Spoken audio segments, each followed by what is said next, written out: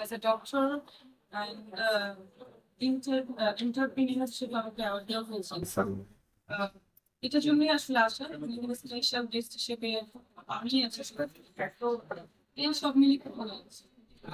এখন তো মিডিয়ার কাজে জন্য অপেক্ষা আছে ইন্ডো ডক্টর হিসেবে এই অনুভূতি আসলে মানে গত সপ্তাহে অ্যাওয়ার্ড ছিল সেম ডক্টর হিসেবে award ছিল।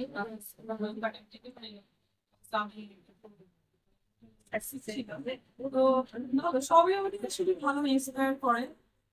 যে কাজই করুন সে কাজেই অ্যাওয়ার্ড ভালো। আসলে আর একটা ব্যাপার হচ্ছে যে আমি মাঝখানে তো এই ক্রাইসিসের জন্য আমি আসিনি, এই আমার ফ্যামিলি ক্রাইসিসের জন্য। But তারপর একটা ব্যাপার হচ্ছে যে আমি এভরিডে কোনো অ্যাওয়ার্ডে যেতে চাই, কারণ দেখা যাবে পরে আমার কাজ বাদ দিয়ে সবাই আমার নাম ধরে অ্যাওয়ার্ড নেই। তো আমি আসলে মানে কাজটাও ভাবছিলাম স্কিপ করবো, বাট মনে হলো অনেকদিন ক্যামেরার সামনে যাই না। এবং শুটিং শুট হচ্ছে আমার বিগড়ে এবং আত্মঘাতী সিনেমার আরো কিছুই সাইনিং হয়েছে। শুটিং বলছি, এই 4টা ছবি আমি শুটিংটা হচ্ছিল কমপ্লিট করেই আমি ক্যামেরার সামনে আসবো। কারণ সবার একটি ধারণা যে আমি কখন ছবি করি না কোনো ছবি আমি আউটে যাচ্ছি, মনে হচ্ছে অনেক কিউরিসিটি। বাট আমি যখন ছবি স্টার্ট করি আমি অনেক ছোট ছিলাম, আমি তো সেই সময় সঙ্গে এখন অফকোর্স আমি একটু ম্যাচিউর ডক্টর। তো ওই ব্যাপারটা এখন চেঞ্জ হবে, এটা মানুষ দেখছে না। তার জন্য আমি ভেবেছিলাম কিছু কাজ করবো আবার, করার পরে দেন আমি আবার আমি ভিডিওর সঙ্গে যাবো। তো তার টাইমটা আমি আসলে ওইটার জন্য তো আমাদের বলে যে আমরা কাজ করেছি, আমরা অনেক ছবি করে ফেলেছি আর ফিল্ম করলাম। আর 4টা ছবি আছে। আপনারা জানেন যে অ্যাজ এ প্রফেশনাল মানে প্রফেশন আমি হচ্ছে ডক্টর। সো আমার তো ওই মেডিকেল স্টাডিটাও আমাকে পক্ষে রয়েছে। সো আমার ব্যাপারটা একটু ডিফারেন্ট, আমি আসলে 3টা কোর্স করেছি।